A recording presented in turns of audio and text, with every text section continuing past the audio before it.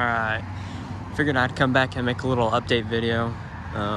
Probably can't hear me actually because of the road noise, and there's probably wind noise too, so have fun listening to that. But yeah, figured I'd come back and make a little walk around of how the truck sits now. Swap's been doing good since the last videos, or yeah, I guess the last videos in the series. There's been a few changes. So in the series, like the build, quote unquote build series, I said I was gonna do everything on top perch, and I said I was gonna add a block to the rear and add spacers in the rear. But if you come over here, I moved everything back down to mid perch. So I put the truck together all on top perch, and then drove it for a couple days, and it sat a little too high in the front, and I was a little bit concerned that they weren't going to be able to pull all the camber out. They probably would have been able to, because the mid perch had no issue getting aligned, but I was still a little concerned, and it sat too high. And I didn't really feel like messing with the rear too much, because when you start getting too high in the rear on these trucks, you start needing a bigger, or you don't need, but it looks better with a bigger tire. And these are 35s, so someday 37s will be the move, but for now 35s. These 35s are in perfect shape, so I'm in no hurry to get 37s, but someday it'll happen. But for now, you know, I kept it sort of low, so it has about, come over here, has about 1.5 inches of lean, which is what I like.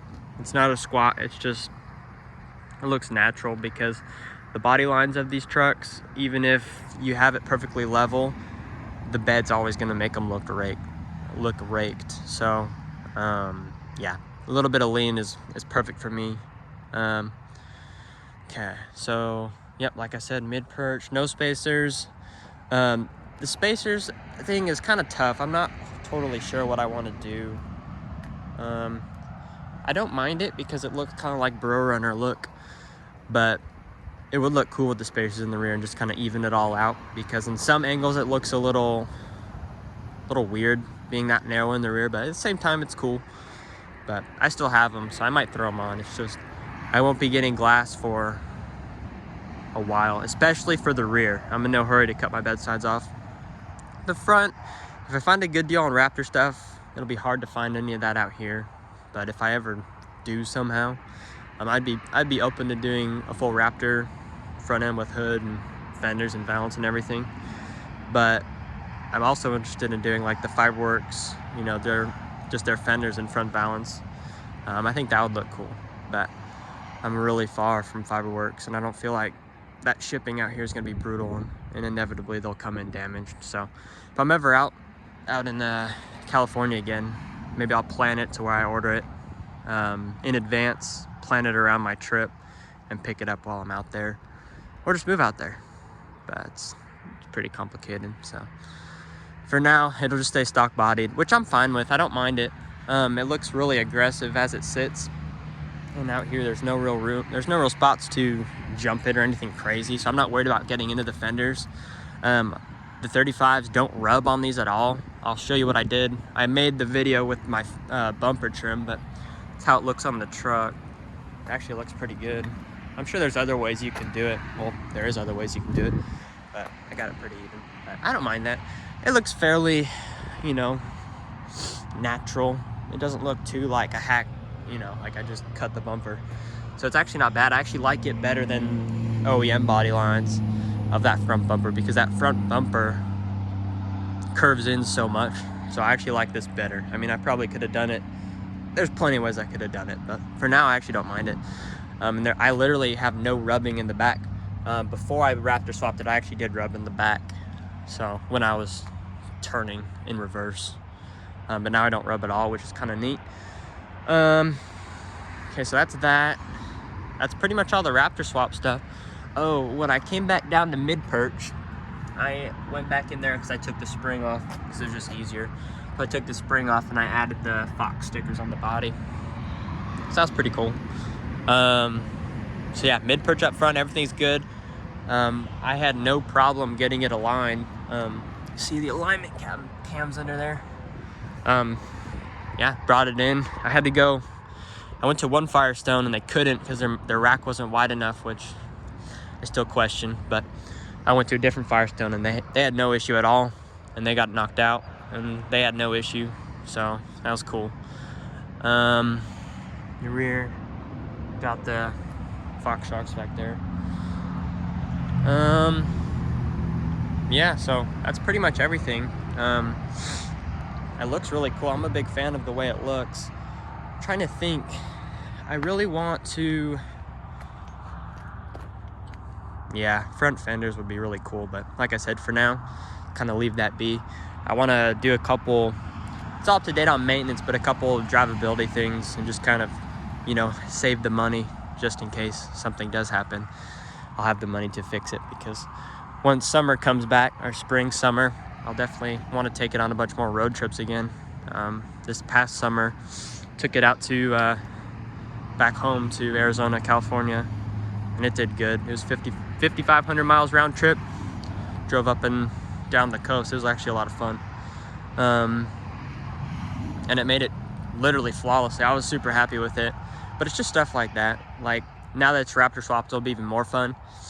But I also want to make sure, you know, it's got a lot of miles. I'm just about at 230,000. So there's plenty of variables that I could be spending my money on. So I'll kind of, you know, I'll still do stuff here and there, but nothing crazy at the moment, because I just want to, you know, it is the daily, so keep it somewhat reliable, you know.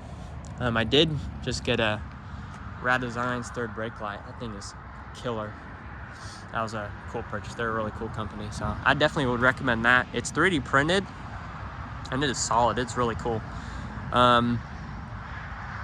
Those ambers, I need to work on switch management of this truck. So I just put that on last weekend, or last 2 weekends ago, whatever. And I haven't wired the ambers yet, because I'm torn on the way I want to do it. I'm not sure. I don't want just a bunch of random rocker switches everywhere. So I need to, before I wire those, I need to figure out what I want to do long term, because I want to do auxiliary lighting, get some Baja Designs for the front bumper, maybe for the fog lights, you know, definitely for this middle section down here. That'll be huge.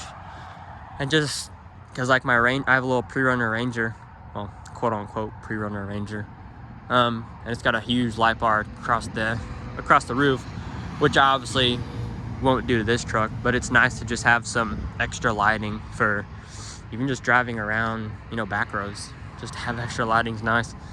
So keep that in mind. That'll probably be next goal. And with that will of course come, you know, what switches do I want to run? How do I want to do that? Switch Pros would be ideal, but might be kind of far out, because that's, I mean, it's the best in the game, but man, it's a little pricey. But I'm trying to think, what else? Another look at the third brake light. Got more blue method valve caps, because that's, you know, horsepower. I don't know if you guys watched, but I had a video on my channel of this truck about a year ago, when it was still on its old fuel wheels, which it looked pretty. It wasn't a great look, but back then, or since then, it's tuned by 5-star now. So I'm running their performance tow tune. This is an 87 tune. Changed the shift points a lot, and it definitely gets up and goes a lot better. Gets out of its way. So that's good. Since that video, I added, let's see if I got my keys. Yeah, you guys probably aren't gonna be able to hear me with this noise, but I have lights in the mirrors now, which are really cool. I like that a lot. This is of course an XL, so I have got, you know, fogs from an XLT. That whole bumper's from an XLT. Mirrors have power in them. You know, little stuff like that. It's just kind of, you know, just little stuff. It's kind of fun. But now with the Raptor swap, it makes it a lot more fun to, you know, use all that luxury, but also look kind of cool doing it. It's just more unique. It was getting to the point where it was just kind of like, you know, too much of my, I mean, it's still my daily, but it was too much of a daily, if that makes sense. It was a little not boring, but it was just kind of bland, you know. So that's much more unique, and now I, you know, enjoy driving it to work, and it's just, take more pride in it. It's cool. Trying to think what else swap wise. I mean, take another look down there. Of course, everything's dirty because I can't keep anything clean out here. But yeah, it's looking pretty good. I really like the looks of the swap. It makes the truck look way more aggressive. Even without, you know, any fiberglass or anything, looks killer as is. I mean, yeah, that's pretty much it. I'm trying to think what else has changed since then. Oh, so I know I was kind of worried in my original video if I was be able to run no sway bar. That's a lot of cars. All right, anyway. I was concerned if I was going to be able to run no sway bar, and I had no problem on top perch, and I really don't have an issue on mid perch either. I mean, maybe on the freeway, like 85, well, not 85, 80, whatever, passing somebody. Gets a little, you know, a little loose in the breeze, but honestly, it's not bad. I like it too because those sway bar end links always annoy me. I don't know how they are on the Raptor setup, but on the old suspension, they always gave me problems. So now I don't have to worry about that whole thing. So I'm cool with it. No sway bar's fine. Who knows how it'll be, you know. I don't know if towing, might feel weird towing. I haven't towed yet with this swap, but who knows. For now, it's all right. Yeah, trying to think.